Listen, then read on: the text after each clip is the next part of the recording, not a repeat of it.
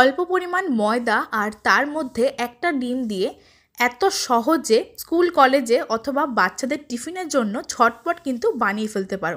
অনেক সময় সকালে হাতে সময় কম থাকলে রেসিপিটা কিন্তু ঝট করে বানিয়ে ফেলা যায়, আর খুব একটা বেশি উপকরণ আর ঝামেলারও কিন্তু প্রয়োজন নেই। খুব সহজে রেসিপিটা বানিয়ে নাও আর সকলের মন জয় করে ফেলো। তো চলো শুরু করা যাক আজকের এই রেসিপিটা। তো রেসিপিটা শুরু করার জন্য প্রথমে আমি এখানে একটা ছোট মিক্সিং বোল নিয়েছিলাম। এখন এই মিক্সিং বোলের মধ্যে নিয়ে নিচ্ছি এরকম বাটির 2 বাটি ময়দা। আজকের রেসিপিটা আমি ময়দা দিয়ে তৈরি করছি, তোমরা এখানে চাইলে আটা দিয়েও করতে পারো, তাহলে কিন্তু স্বাস্থ্যের জন্য আরও বেশি ভালো হবে। তো আমি এখানে দেখো 2 বাটি ময়দা নিয়েছি। তোমরা এখানে ময়দার পরিমাণটা চাইলে কম বেশি করতে পারো, যেরকম প্রয়োজন সেরকমভাবে কিন্তু নিতে পারবে। এখন আমি ময়দার সাথে অ্যাড করছি সামান্য পরিমাণ বা স্বাদ মতো নুন। তারপর ময়দার সাথে নুনটাকে প্রথমে শুকনো অবস্থায় ভালো করে মিশিয়ে নিচ্ছি। শুকনো অবস্থায় নুনটাকে ভালো মতন মিশিয়ে নিয়েছি, এতে করে কিন্তু খাবারটা মুখে পড়লে কোথাও নুনটা কম বেশি হবে না। তারপর এর মধ্যে অল্প অল্প করে জল অ্যাড করে একটা পাতলা ব্যাটার বানিয়ে নিতে হবে। জলটা এখানে তোমরা চাইলে রুম টেম্পারেচারে অথবা হালকা উষ্ণ গরম জল অ্যাড করতে পারো, তাতে কিন্তু কোনো অসুবিধা নেই। আমি এখানে নর্মাল ঠান্ডা জল ব্যবহার করে খুব ভালো করে একটা পাতলা ব্যাটার বানিয়ে নিচ্ছি। কোনো রকম মাখা অথবা বেলার ঝামেলা ছাড়া সকালবেলা হাতে সময় একদম অল্প থাকলে রেসিপিটা কিন্তু ঝট করে বানিয়ে ফেলতে পারো। বাচ্চাদের টিফিনের জন্য অথবা সকালের ব্রেকফাস্টে রেসিপিটা কিন্তু অবশ্যই ট্রাই করতে পারো। খেতে কিন্তু এটা ভীষণ হেলদি হয় আর ভীষণই ভালো খেতে হয়। তো দেখো আমি এখানে অল্প অল্প করে জলটা অ্যাড করছি আর খুব ভালো করে মিশিয়ে নিচ্ছি। আর এর মধ্যে কিন্তু কোনো রকম লাম্পস থাকলে হবে না, তাহলে কিন্তু ভালো লাগবে না। খুব ভালো করে অল্প অল্প করে জলটা অ্যাড করে মিশিয়ে নিয়েছিলাম। আর ব্যাটারের কনসিস্টেন্সিটা ঠিক এরকম রাখতে হবে, খুব বেশি পাতলাও হবে না আবার একেবারে টাইট ব্যাটারও হবে না, ঠিক এরকম একটা কনসিস্টেন্সির ব্যাটার বানিয়ে নিয়েছি। তো আমাদের এখানে ব্যাটার একদম রেডি হয়ে গেছে।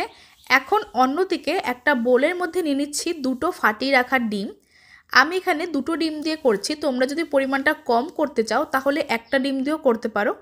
তো আমি এখানে এক এক করে 2টো ডিম নিয়ে নিয়েছিলাম আর তার সাথে অ্যাড করছি স্বাদ মতো নুন আর দিচ্ছি সামান্য গোলমরিচের গুঁড়ো।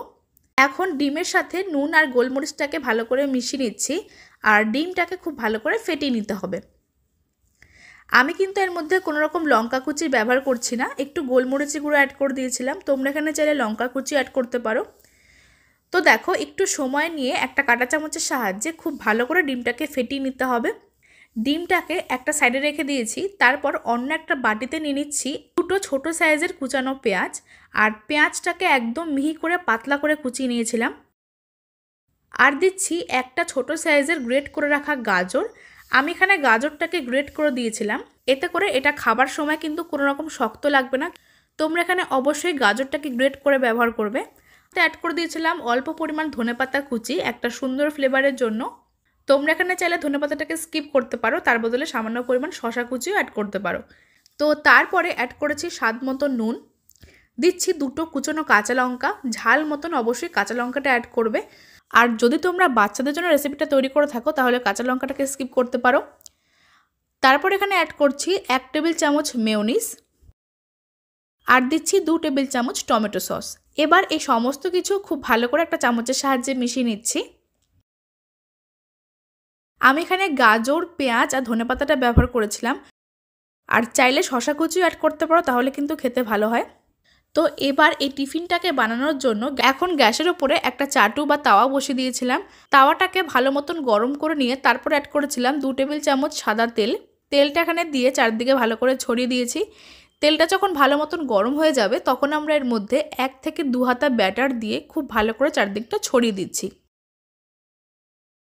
তো দেখো ব্যাটার কিন্তু ঠিক এরকম ঘনত্বে রাখতে হবে, কোনো রকম ঘন ব্যাটার কিন্তু রেডি করলে হবে না। 2 হাতা মতো ব্যাটার দিয়ে খুব সহজে চারদিকটা ভালো করে ছড়িয়ে দিয়েছিলাম, আর একটু পাতলা রেখে ছড়িয়ে দিতে হবে। তারপর ফ্লেমটাকে মিডিয়াম টু হাইতে করে দিয়ে ওপরের দিকটা যখন একটু শুকিয়ে আসবে তখন এর মধ্যে ডিমের মিশ্রণ থেকে অল্প অল্প করে মিশ্রণ এর ওপরে দিয়ে দিচ্ছি। একটা চামচের সাহায্যে অল্প অল্প করে ডিমের মিশ্রণ এর ওপরে দিয়ে দিচ্ছি। এইভাবে ডিমের মিশ্রণটাকে ভালো করে ছড়িয়ে দেওয়ার পর খুব সাবধানে এটাকে আমরা উল্টে দেব। ফ্লেমটা কিন্তু এই সময় অবশ্যই মিডিয়াম টু হাইতে রেখেছিলাম। তারপর এটাকে আস্তে করে উল্টে দিয়েছিলাম। এখন এই উপরের সাইডটা যে গাজর আর পেঁয়াজের মিশ্রণটাকে বানিয়ে রেখেছিলাম তার থেকে অল্প অল্প করে মিশ্রণ এর মধ্যে লম্বা করে দিয়ে দিচ্ছি। গাজর, পেঁয়াজ আর ধনেপাতার মিশ্রণটাকে যে বানিয়ে রেখেছিলাম তার থেকে কিছুটা মিশ্রণ এভাবে লম্বা করে দিয়ে দিতে হবে। তারপর এটাকে দুটো হাতা অথবা খুন্তির সাহায্যে এভাবে ভাঁজ করে দিচ্ছি। যেভাবে আমরা পাটিসাপটা পিঠা বটে থাকি ঠিক সেরকমভাবে এটাকে ভাঁজ করে দিতে হবে। আর দেখো, খুব সহজে কিন্তু একটা টিফিন রেসিপি তৈরি করে নেওয়া হয়ে গেল। আর এটা কিন্তু দেখতে ভীষণ লোভনীয় লাগছে, তোমরা অবশ্যই ট্রাই করতে পারো, খেতে কিন্তু তার থেকে অনেক বেশি টেস্টি হয়। তো দেখো, এইভাবে দুটো ভাঁজ করে নিয়েছিলাম। তারপর একটু তেল ছড়িয়ে এপিটোপিট ভালো করে একটু ভেজে নিচ্ছি।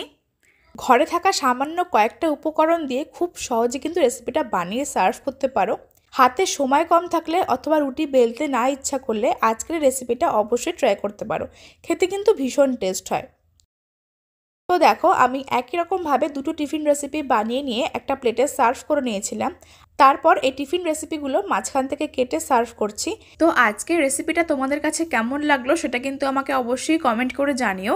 আর রেসিপিগুলো ফেসবুক থেকে দেখলে পেজটিকে ফলো করে দিও, ইউটিউব থেকে দেখলে চ্যানেলটিকে সাবস্ক্রাইব করতে একদম ভুলো না। তো চলো, আজকের রেসিপি এখানে শেষ করছি। সকলে খুব ভালো থেকো, ধন্যবাদ।